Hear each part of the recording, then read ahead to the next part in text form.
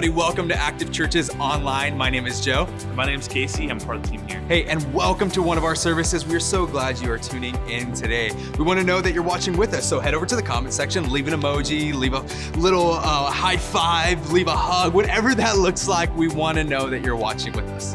Yes, and if you're new, we would love to connect with you. Just say that in the comment section below, and one of our leaders will say hi to you and connect with you. Yeah. If you haven't heard, June 28th is the day that we are relaunching our in-person services here at our Active Yucaipa location. We want to see you here. It's just 2 Sundays from now. So get ready, stay tuned on social media, and if you want more information, you can text update to the number on the screen right now. Again, that is update to the number that is on the screen right now. And we're taking extra safety precautions to keep you safe while you're here, but give you the same level of the awesome Active experience. And as we head into this next moment of worship, we're going to pause and we're just going to have a chance for us to give.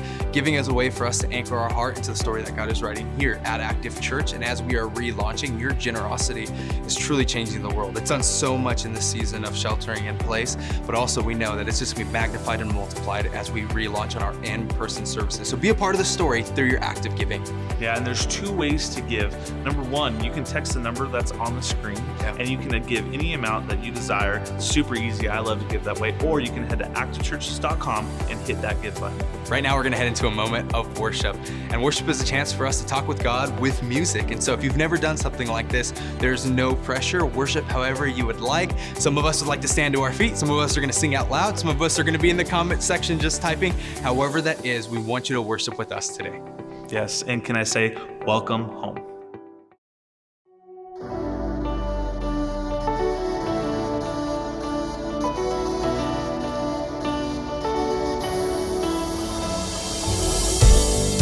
Chaos into life, first starlight, formed all that we see.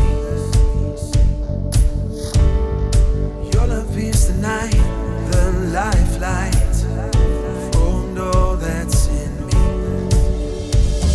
In earth and sky, no one is greater.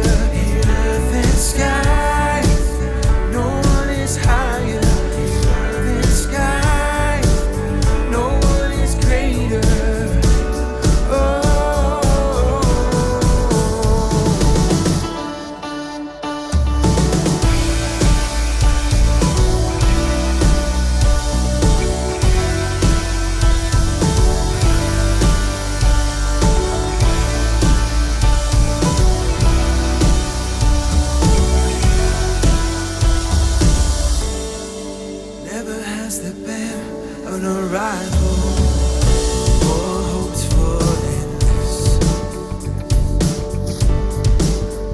Touches earth and your rival, hope alive again. In earth and sky, no one is greater. In earth and sky, no one is higher. In earth and sky, no one is greater.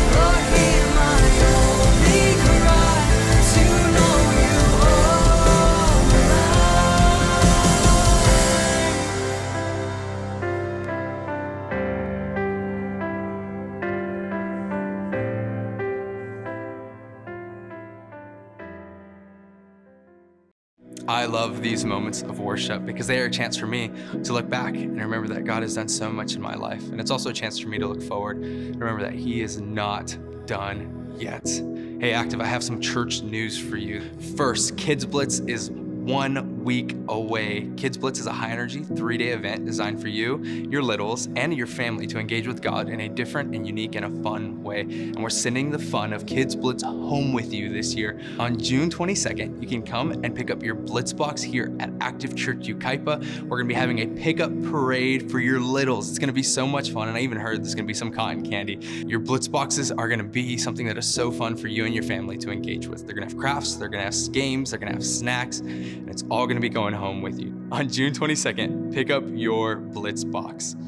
And remember, our relaunch is coming so soon. June 28th, we are relaunching our Active Church in-person services. Would love to see you there. We're gonna be taking some extra precautions around. You're gonna see some of our leaders with masks, but you are not required to wear a mask. We wanna wear masks just to show you that we love our community, and we're taking every extra precaution in order to make this a fun, safe, and engaging environment as it has always been. June 22nd, we want to see you here at Active Church for our in-person gathering, 9 o'clock and 10:45 a.m. On June 28th, we're going to be launching together, and we're going to be launching strong because of your generosity. Your generosity has done so much in this season of sheltering in place. We've been able to partner with organizations like Manna. We've been able to partner with doctors and nurses who are on the front line of fighting against the COVID-19 pandemic. We've also been able to throw amazing graduation parties for the class of 2020. Because of your generosity, we've been able to change the world and restore hope in these simple yet significant ways. Active Church, let's keep giving. Let's keep being generous with our time, our talent, and our treasure. You can give one of 2 ways. The first way is online at activechurches.com. And the second way is my favorite way to give is to text the amount to the number that is on the screen. Your giving changes the world. Your giving provides hope. Your giving tells better stories always. Right now, we're gonna head into our second week of our Full House series. And I hope you are ready for the story that Mike is gonna share with us today. Before we jump into that, will you join me in a word of prayer?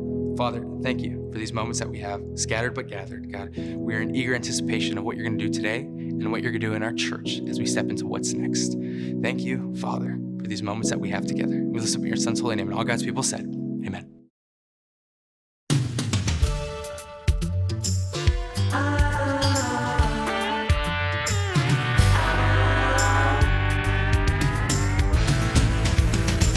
Whatever happened to predictability? The milkman, the paperboy, evening TV. Everywhere you look, there's a heart, a hand to hold on to. Everywhere you look, there's a face of somebody who needs you. Everywhere you look, when you're lost down there, when you're all alone, the light is waiting to carry you home. Everywhere you look.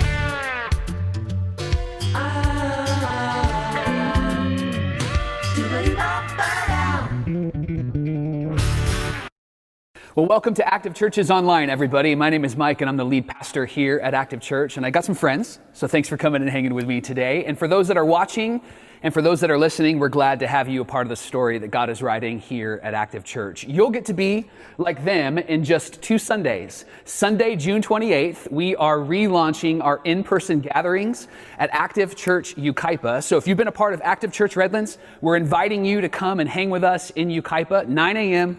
and 10:45. If you're a part of the most vulnerable, or if you're a bit unsettled or maybe not feeling well on that Sunday, we invite you to watch and continue to watch online. This will be available to you.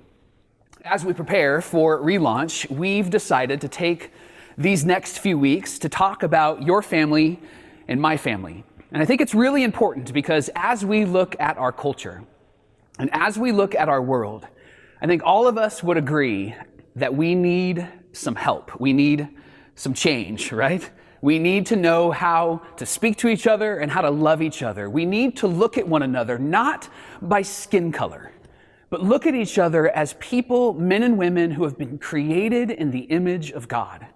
And that change that we long for in our world is a change that begins in your world and in mine. It begins in your home and in my home. So this series is called Full House, and we're wrestling through what our homes are really full of. And over the last 13 weeks or so, you've been with your family, and maybe you've discovered really good things, and you've discovered some not really good things, some really bad things. And so this conversation is really about how we can tell a better story in our family, because we really believe that change in the world begins in your world. Change in the world begins in your home. And so if you're just joining us, I want to take you back to where we were last week so that you know where we're going this week. Last week we introduced a tension. Nobody likes tension, right? We always like to resolve the tension. And the tension that we introduced last week for families is that there's this ideal that we're all pursuing, or at least all aware of. And then there's this real life that we're living, and there's a gap. And we ended last week with this question: what will you do in the gap? Will you continue to pursue the ideal while you're living in the real, or will you change the ideal so that you're comfortable in the real? And here's what I love about Jesus, amongst a lot of things, right? I love that when Jesus came, he didn't come and condemn us in the real. He actually called us to the ideal. And even though we may not measure up in that moment, Jesus actually offers us grace and truth for every moment. And he invites us to not forget about the ideal. And the thing that I discovered about myself, and perhaps you discovered about yourself, and maybe you did as well, is that even if we would change the ideal for ourselves, we wouldn't change it for our kids, for the family that we love. And that's what Jesus does for you and for me. And so last week we introduced 4 really good values, 4 principles that you and I can adopt and begin to pursue in our families. 4 things that a man named Paul wrote about. And so I want to read you those 4 things. The first was to husbands. Husbands, love your wives and be considerate. The second was to wives. It said, submit to your husbands. The third was to children. It said to obey your parents. And the fourth was to fathers, not to irritate your kids. So I took that one to heart, right? And so those were the 4 values that we talked about last week. Today, I want to wrestle through what I believe is probably the most uncomfortable value, maybe the most politically incorrect value. And the reason why I want to wrestle through it is I believe that it could lead us to something transformative in our family. I want to give you a question based upon this value. I want to give you a question that if you asked in your family at least once a day, it could change the relational dynamic of your family. So, of those 4 things, husbands, love your wives, wives, submit to your husbands, children, obey your parents, fathers, don't irritate your children. Do you know which one I think would be a little bit unsettling for wives, maybe, right? That phrase, submit, wives submit, is not a comfortable phrase for a lot of people. And it's actually something that is in the scriptures, and there's a story behind it. And so I want you to see it. So if you have a Bible with you, or if you have the Bible app on your phone, would you turn to the letter of Ephesians in the Bible? It's in the New Testament. Turn to Ephesians chapter 5, verse 22. It's a letter written by a man named Paul. And he actually writes these words: wives, submit to your husbands as to the Lord. Now this application is specific to wives, not to all females. So let's just be clear on that.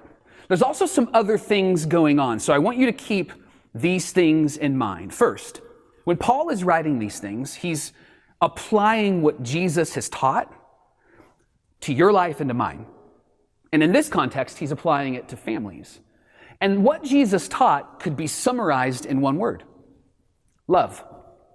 That everything that we say, everything that we do can be summarized in love. And not the love that you and I would use if we're talking about tacos or burritos or our favorite sports team, right? I know you're a Chiefs fan. You love the Chiefs, right? But we're talking about a love that's defined by Jesus. That he gave his life for you and for me. And then he offers life through the resurrection. That's the love that we're talking about. It's sacrificial. It's servanthood. It's giving of yourself for the benefit of another. This is the love that Jesus talks about and that Paul is applying. And then in this context, Paul takes those teachings and he begins to apply it to life in your family and my family, and helping us to understand what it would look like to love each other. There was this question that rose to the surface for the early church. as they navigated the words of Jesus, they began to ask themselves, well, what does love require of us? Like, in light of what Jesus has done, what does that invite us, compel us to do? And so that's why Paul is writing these things down specifically to families, because he wants families to love each other, because change in the world starts in your world. Change in the world starts in your home. And so Jesus brings this relational dynamic of love to the world in a way that nobody anticipated and in a way that nobody was practicing. During the time of Jesus and the time of Paul, the mindset was might makes right, or he who has all the gold makes all the rules, right? And then when Jesus shows up, he actually puts it this way, that people with power should leverage that power for those without power. That's the model in the life of Jesus and in the words of Jesus that we learn. And that's the filter that Paul is writing all of this through. What does love require of us is what Paul wants us to wrestle with. And then we get to chapter 5, verse 22, and he says specifically to wives, wives, submit to your husbands as to the Lord. And it's that last phrase, as to the Lord, that helps us understand that there's a whole lot more going on here. And the whole lot more going on here is found in the previous verse. So if you do have a Bible or the Bible app, would you go to the previous verse, verse 21 of chapter 5, and it reads this way: submit to one another out of reverence for Christ. Submit to one another out of reverence for Christ. That in everything that I do, I allow Jesus to be the filter in my words and in my actions because of what he's done for me. That specifically in my family, I would submit to those in my family, not because they're worth submitting to, right? Because we're not always worth submitting to, but because Jesus is. And that word reverence is actually a powerful reference to how we see God. That we would see God and we would respond with, wow, like he would do this for me. I'm amazed by this. Whoa, this is incredible. You ever been surprised by somebody's text message or somebody's phone call or maybe a gift that you received? I received a gift today. Somebody came to this building, our Active Church Yucaipa location, and gave me a gift. I didn't expect it, didn't anticipate it, and it was moving. And it was a whoa moment for me. And in light of that, don't you want to be better friends with them? Don't you want to do something to them? Or maybe you could do something for someone else because of what they've done for you. That is what this word reverence means. That in light of what Jesus has done for you and for me, that we would then respond and do for others, particularly according to Paul, in our families.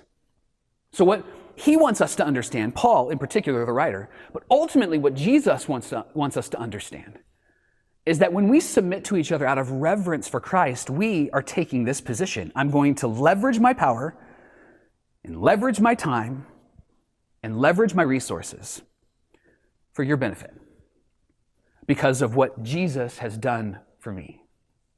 Because Jesus leveraged his power and his time and his resource for you and for me.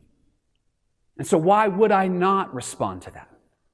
By doing the same for others, particularly those that I call family. Whatever your family is, however it's made up, maybe it's a traditional family or a non-traditional family. Why wouldn't we leverage everything that we are, everything we've received from God for the benefit of those around us? And I have to imagine that as Paul is writing this, he's thinking about the conversations he's had with Peter and even John. Peter and John spent 3 years with Jesus. John was probably the closest to Jesus. And there's this moment, and if you have a Bible, you can turn there. I just want to narrate it for you. But in John chapter 13, it's a letter that John writes a few years after the resurrection of Jesus as people were challenging him and inspiring him. Hey, you got to write down your interactions with Jesus so that people know about him. And then something pretty powerful happens. They begin to know about Jesus in a very intimate way because of what John wrote down. And in John 13, he actually writes about this moment that they're about to celebrate, this Passover moment. And Passover was when they would celebrate, they would remember, they would reflect on what God did for the Israelites as he removed them from slavery. They walked through the Red Sea into the eventual promised land. Well, Jesus and the disciples are starting to celebrate that. They're starting to remember that. But Jesus does something really interesting. He actually takes the Passover meal and he gives it greater meaning. And he begins to point to something better. So there's freedom from slavery, like actual literal slavery. But then Jesus starts to point to some freedom that we can't get on our own and we can't achieve by ourselves. It's freedom from sin in our soul, from the stories that we're telling so that we can enter into better stories. It's why we celebrate communion at Active. And when we do gather again in person, we're going to be able to do that together. And I'm looking forward to that. It's a celebration, a time of remembering Jesus, what he did for us on the cross and through the resurrection. So he takes this moment and it's powerful, but John does something that is remarkable. He starts in John 13 talking about the Passover moment, and he says these words, "All authority has been given to Jesus and placed in his hands." What would you do if you had complete authority? What would you say? How would you behave? I don't know how I would do that. I want to say that I would serve. I want to say I would give. But then to have all authority, to be at the top of the food chain, man, that's a lot of power. John says all authority is in the hands of Jesus in that moment. And do you know what he does with his hands? He places a towel in his hands. And then he begins to wash the feet of the disciples, the learners of Jesus. He chooses, with his place of authority, to serve. And as Paul is writing these words in Ephesians, I gotta imagine that he's thinking about that moment when he talked with John and when he interacted with Peter and some of the other disciples. I gotta imagine he's thinking, if Jesus would do this, then perhaps that's the same rhythm of life we should step into. And that's why Paul is writing these things and challenging moms and dads and children and teenagers and family members to submit to one another out of reverence for Christ. What he introduces is the most powerful relational dynamic in the world. It's called mutual submission. Mutual submission is saying that I'm here for you, for your benefit, for your sake. I'm here to announce that nobody is more significant than you, nobody is better than you. I'm here to announce who you are because I know who you are, because God has announced who I am. And now I'm just giving that away because of what he's done for me. And I want to announce that he's done the same thing for you. And I'm going to do that as I submit to you, as I serve you. I'm here for you. Now, I like that idea, but I'm a pretty practical guy. I love to be able to okay, so what does it look like in our families, right? Because our families can be a little bit dysfunctional, right? We put the funk in dysfunction, right? Or the fun, maybe you put the fun in dysfunction. So what does that look like? And that's where this really important question comes from. So I want you to lean in, because I believe that if you ask this question in your family at least once a day, it'll change everything. And it will allow you to participate in mutual submission. It will allow you to change the relational dynamic of your family. You ready? The question is this: what can I do to help? What can I do to help you? Can you imagine what would happen if in your families you asked that question? Could we practice that out loud? Would you mind? Would you guys mind watching, listening? Could we practice? On the count of 3, let's just say it out loud. What can I do to help? Ready? 1, 2, 3. What can I do to help? Kind of leaves a little bit of a bad taste in your mouth, right? Because we're turning the attention from ourselves to those people around us. But I believe that it could change everything in our family. Kids and teenagers, do you want to shock your parents? Ask them this question and watch them fall over, right? And even if they know that I asked you to ask this question, ask it anyway, because it could potentially change your relationship with your mom and with your dad. Ask that question. What can I do to help? Parents, whatever stage that you're in, however you're parenting right now, I know often that sometimes the conversation can go negative. And to keep the conversation from going negative, I would invite you to ask this question: what can I do to help? Because what you're saying is you're announcing to your kids, hey, I'm here for you. I'm here for you. And the reality is that if you ask, what can I do to help? They're going to respond, and maybe you can affirm this, they're going to respond with, I don't know, right? There's not going to be maybe an answer for that moment, but it gives you an opportunity to lean in a relationship that maybe you're feeling the tension in. What can I do to help? Ladies, for those that are girlfriends, for those that are wives, you asking this question of the one that you're in a relationship with is you acknowledging that they hold a responsibility and that you want to acknowledge that they hold a responsibility and you're thankful that they hold that responsibility and you want to join them. You want to support them. You want to acknowledge that and affirm that. It's you saying, hey, I appreciate what you do for our family and I am here for you.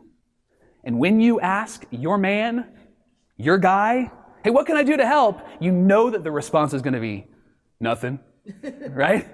Because we're not going to say anything. We're going to go nothing, but you know what's going to happen. And guys can affirm this. We're going to walk away from that moment and go, wow, that was pretty great. That somebody actually noticed what I was doing. Guys, I want to speak directly to you. Boyfriends, husbands, this is an uncomfortable question for us. But it could change everything in our relationship with our families. You and I, as dads, as fathers, we hold this title, whether we've earned it or not, we hold this title as like the leader of the household. Like maybe we have the most influence in our household. And it's not because we're the smartest, but for some reason, dads, your words are the heaviest. And what you say carries so much more weight than even what mom says to kids, and even what you say to your wife or to your girlfriend. You asking this question could change the relational dynamic with the one that you love. And the reason why most guys won't ask this question, and why most people won't ask this question, is we're afraid. We're afraid of what they might say. We're afraid of what they might ask us to do, right? That we're actually going to have to do something that we didn't want to do. We're actually going to have to do something that we weren't prepared to do. But this is why Paul writes in Ephesians 21 that we are to submit to one another out of reverence for Christ, because when we ask this question, we're acknowledging that we aren't first anymore. And maybe that's what you're afraid of. You like to be first. You like when the world revolves around you, and you asking, what can I do to help? Changes that relational dynamic. And I have to imagine that maybe when Paul is writing that we submit to one another out of reverence for Christ, he's thinking about God. And God saw our world, and he saw the brokenness. And perhaps Jesus said, hey, what can I do to help? And the Father God said, you can give your life. And he did. He gave his life for you and for me. And that's why Paul says, out of reverence for Christ, let's throw open the door to our family and give of ourselves to them and ask the question, what can I do to help? And maybe you're frustrated. Maybe this is a frustrating conversation. Maybe it's uncomfortable. Maybe there's tension. Don't resolve the tension. Ride the tension for just a moment. Because maybe you're thinking they're going to take advantage of me. Maybe they're going to put me down a slot. I'm going to be number 2 in their eyes. Congratulations. If you ask that question and you feel that way, now you know what it's like to be like Jesus. Because he was taken advantage of and he was not prioritized. And yet he leaned in and it cost him his life. And here's the good news. You asking this question, my guess, and I'm pretty thinking that maybe this is like actually going to be a good thing for you. Like I'm pretty confident that you asking this question is not going to cost you your life, right? It might cost you your time. It might cost energy. It might cost resource. It might cost some sweat. But it could change everything for you. And I think the reason why we struggle with this deep down in us, is because we have this built-in selfishness. We love when things are about us. And that's why I want to pick on the guys for just a moment, because I am one. Pick on the husbands for just a moment, because I am one. The reason why we don't ask this question is because we're selfish. We're afraid. And what happens in our family often is that we say that we love them, but if we're not willing to ask this question, then the question we have to wrestle with is, do we really? Because giving of yourself is a part of a loving relationship, especially with those that are in your family that you're taking responsibility for. Asking this question changes that, and it flips the script in your heart. So often we ask our family to lean in, and to lean in, and to lean in, and to lean in, and then they fall over. And I'll just speak for guys. Most guys go, I don't know what happened. Well, because we've been asking them to lean in. Maybe it's time for you to lean in and ask the question, what can I do to help? Now, maybe you're wrestling with this question, and if you're watching or you're listening, you're shouting back. So does that mean that there's no ultimate authority in the home? This isn't really about your positional authority. You have authority. You know you have authority. The question is, what are you going to do with it?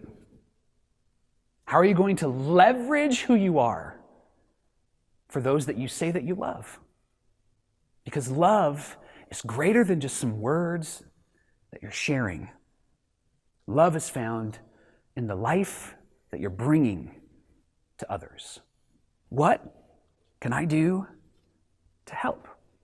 Dads, I know that you sometimes feel like you're the head of the family. And maybe you've earned that right. Or maybe that title has been given to you. Just like Jesus is the head of the church. And do you know why Jesus is the head of the church? Because he gave his life for the church. And nobody would question who's the head of the church. They know it's Jesus because of what he did. And so dads, if you feel like you're the head of the family, then prove it. And ask the question, what can I do to help? Give of yourself for the benefit of those around you. Moms, ask the question, what can I do to help? Kids, teenagers, ask the question. Grandparents, ask the question. Aunts, uncles, family members, ask the question, what can I do to help? I'm here for you. And I want to leverage all of my time and my talent and my treasure for your benefit. Out of reverence for Christ, out of awe and wonder, out of, wow, God, you've done this for me. I will do the same for others. Now, if you're not a Christian, this conversation is for free. Because this isn't something that you are required to do. It's something that you get to do if you choose to do it. And so here's what I would invite you to do, is ask this question at least once a day in your family, and I guarantee you what you'll find is that the relational dynamic of your family will change. They might be shocked for the first couple of days, maybe even the first couple of weeks, right? They might fall to the ground, but I believe it could change the relational dynamic of your family. And when it does, would you consider who Jesus is? Because that is why your family is changing. God is up to something in you and in your family. If you're a Christian, we don't have any other choice. This is what we do. And this is how we behave. And this is how we treat each other. So if you say that you're a follower of Jesus, whether you're new to this or you've been doing this for a very long time, would you ask the question, what could I do to help? Because Paul writes in another letter called Romans chapter 5 about that moment where Jesus came. He asked, what can I do to help? And then he came to help, and he writes these words, while you and I were still helpless, at just the right time, Christ died for the ungodly. And God didn't put it on his timetable, it was on your timetable. And God came at just the right time and gave his son for the ungodly. And so I want to take that a little bit further. This is just Mike's perspective, Mike's interpretation, but I would assume that being ungodly would mean that we do things on our timeline and on our schedule and in our selfishness. When our lives are focused on us, we are missing out on the most incredible relational dynamic of mutual submission and what it really means to be like Jesus. God said, "I'm here to help." So, ask this question to your spouse, to the ones you love. What can I do to help? In fact, imagine what would happen in your family if you asked this question.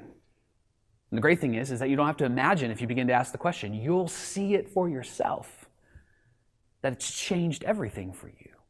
And maybe not in the first day, and maybe not in the second day, but I guarantee you what you'll find is that the relational dynamic with those that you say that you love will change. I want to pray for you in just a minute. But before I do, I want to say two things. First, ask this question even if you don't mean it. Ask this question even if you don't mean it. Try it.